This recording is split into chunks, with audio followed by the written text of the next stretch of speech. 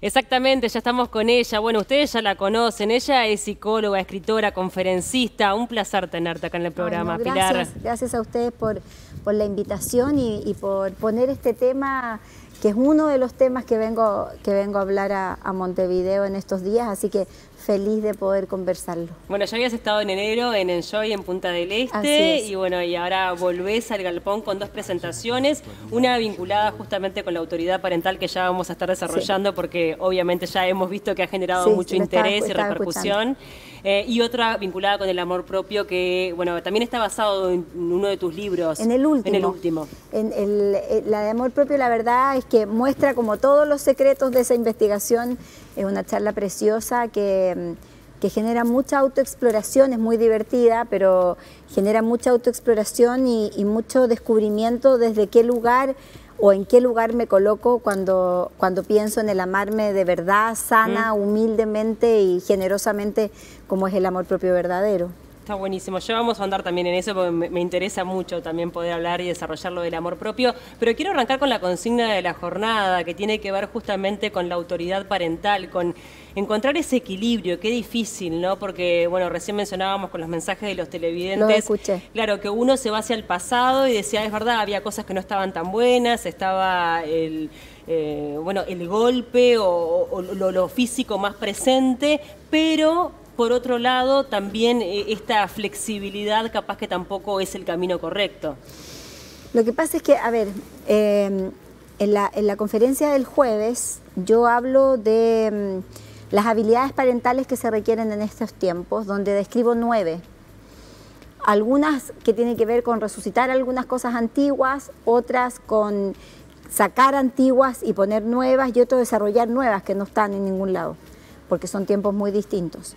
Y cuando escuchaba el tema de la autoridad parental, que tiene que ver con una de las habilidades, el concepto de autoridad cambió absolutamente. Yo siempre cuento que, y lo cuento también en la conferencia, que yo a mi papá le obedecía porque era mi papá.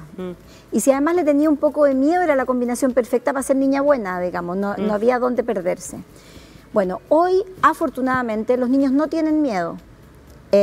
Y eso cambia las reglas del juego. Exacto. Cuando un papá tiene que llegar a golpear, es porque perdió la autoridad, no es porque la tenga. Yo creo que eso es importante, cambiar el significado.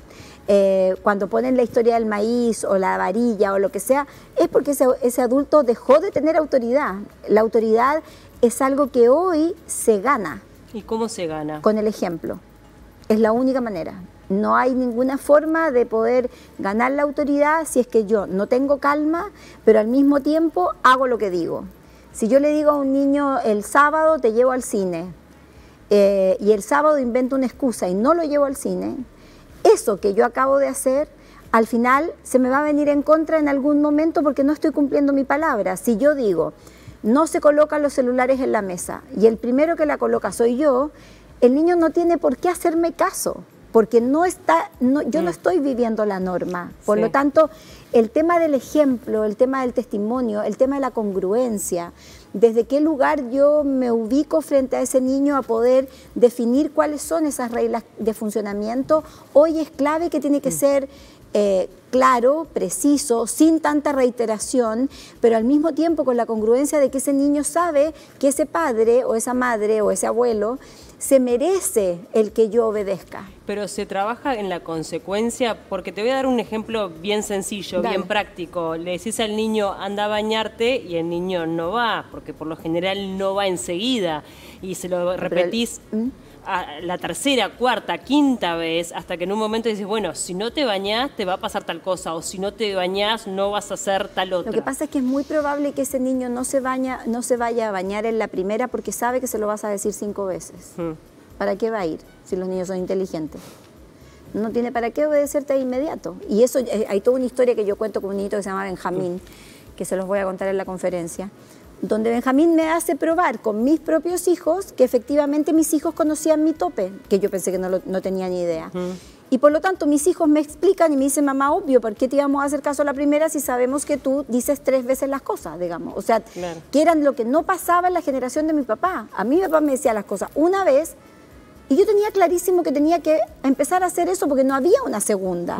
Entonces, esta inconsecuencia de la reiteración me pasó hace un mes atrás en una sala de clases, porque esto se traslada al aula Obvio. también, donde entro a una sala de clases y la maestra, que además es muy amiga mía, empieza a decirles silencio y les empieza a gritar silencio.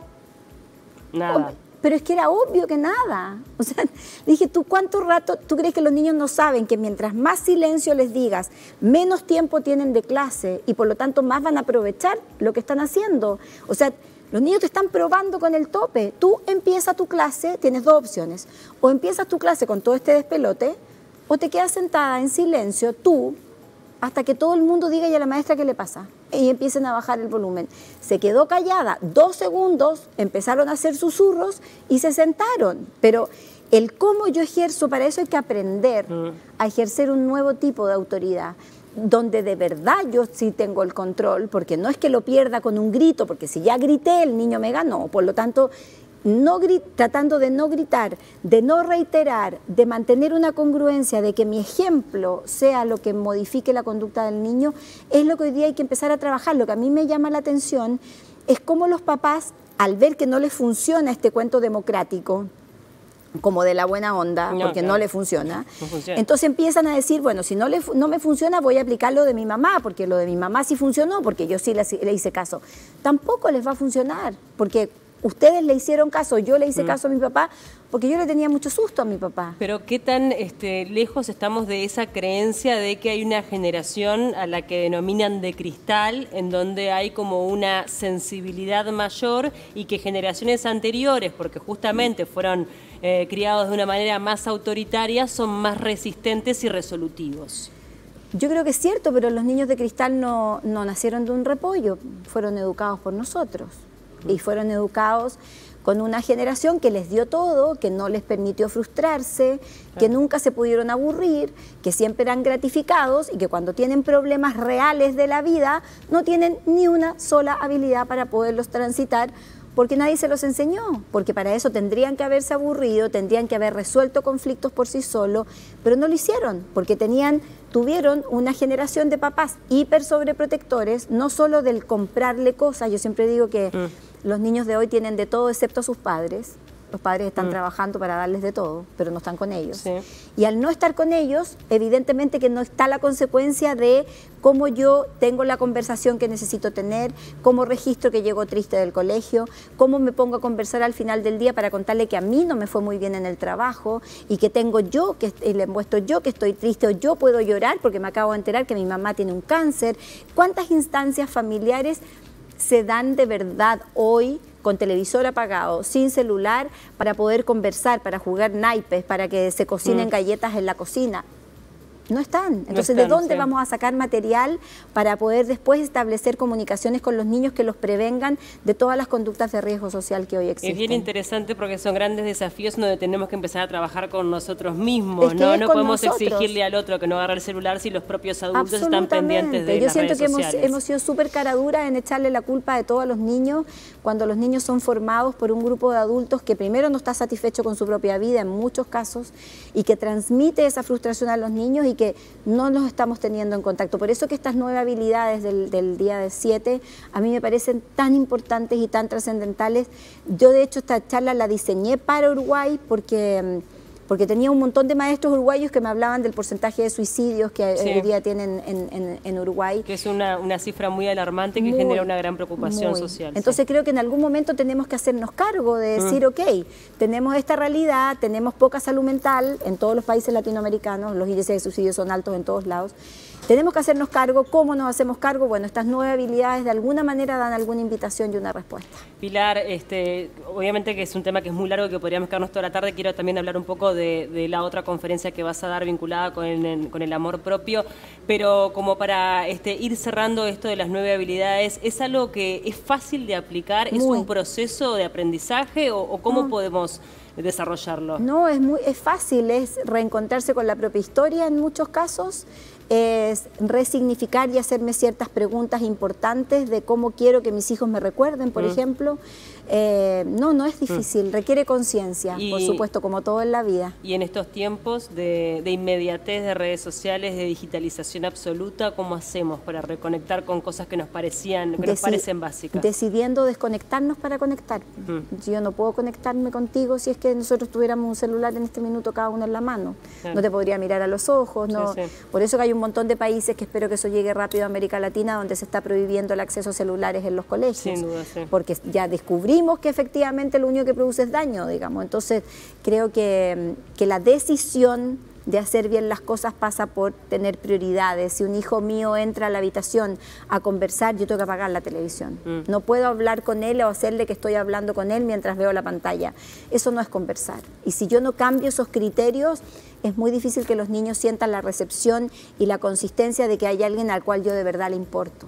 La verdad que bien interesante. Esto va a ser, reiteramos la fecha porque todavía queda alguna para mañana quedan muy poquitas entradas, que es la charla de amor propio, y el jueves está toda esta maravilla de habilidades educativas, que los espero a las 20 horas en el Galpón. Si van a las 2 tienen un 15% de descuento, me acaban de contar de la producción, porque como son dos temas distintos pueden ir los 2 días y estudiar y poder revisar las habilidades educativas. Es el gran desafío que hoy día tenemos como sociedad. Si queremos en 40 años más, que yo probablemente no sé si los vaya a ver, objetivamente tener una sociedad distinta. Hablemos un poco del amor propio. Cuando nos referimos al amor propio, hablamos de cuidar, y te lo he escuchado decir en otros espacios, cuatro cuerpos. Sí, muy bien. Ahí me enteré que teníamos 4 cuerpos. Y tenemos 4, y si ya era jodido uno, tenemos 3 más. Yo pensé que estaba bien porque cuidaba uno, pero claro, me quedaban 3 más, me quedan 3 pendientes. Tenemos 4. Uno es el físico, que es el más evidente, del cual todo el mundo habla cuando habla de autocuidado.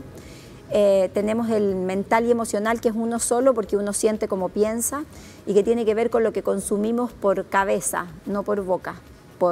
Con qué cosas nos intoxicamos la cabeza, con qué cuentas veo en las redes que me hacen daño, qué hago que me filtre, qué creencias tengo de mi vida. Por ejemplo, pensar que la gente buena siempre dice que sí, es una creencia que daña el amor propio brutal, porque cuando digo que no, me siento mala, entonces no me siento culpable. Y qué importante es a veces decir que no. Y es, clave para quererse.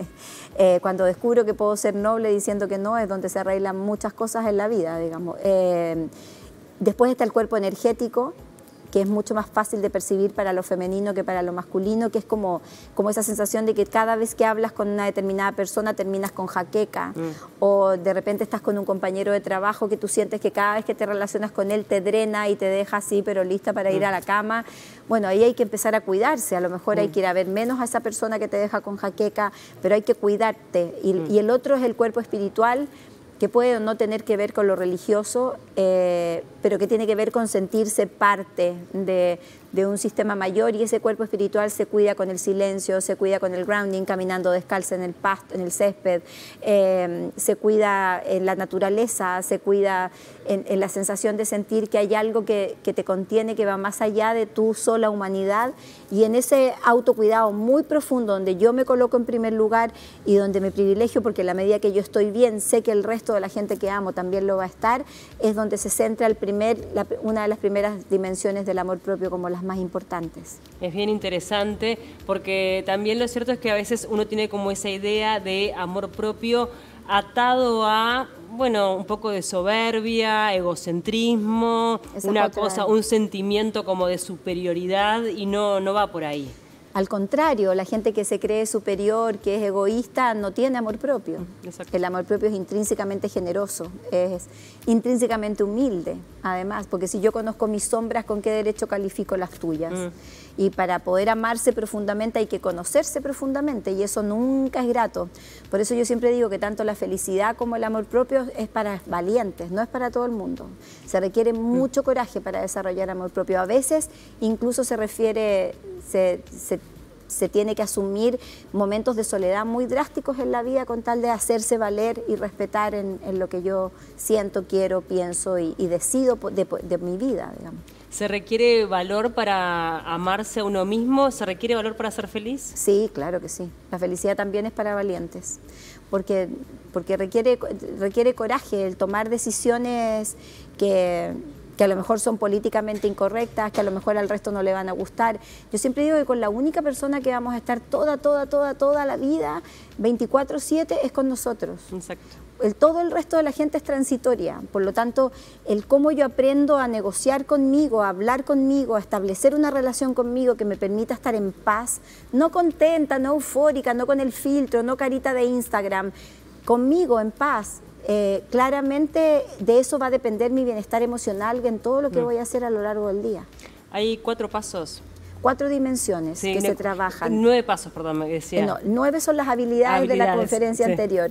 En el amor propio son 4 dimensiones, que son el autoconocimiento, la autoaceptación, que hasta ahí llegaba el concepto de autoestima antiguo, y después se agrega, o yo agrego dentro de la investigación, el autocuidado y la autoprotección como 2 dimensiones que ya configuran amor propio en sí misma. Claro, eso es lo que vamos a hacer para nosotros y para los demás, porque cuando estamos bien nosotros vamos a poder brindar lo mejor. Sin duda. Sin duda. Es la única forma. Bueno, quedan todos invitados para mañana, muy pocos lugares, así que los que quieran, ¿cómo hacen para adquirir la entrada? Tienen que meterse a Ticantel o pueden ir a la boletería del Teatro Galpón también, pero en Ticantel lo hacen más rápido y, como les decía, para mañana quedan muy poquitas y para el jueves, con el tema de las 9 habilidades de autoridad parental, bueno, tienen que apurarse para que podamos tener un lindo encuentro educativo el día jueves para todo Uruguay. La verdad que bien interesante. Muchas gracias por el tiempo, Pilar. Un gusto recibirte. A ustedes, gracias a ti.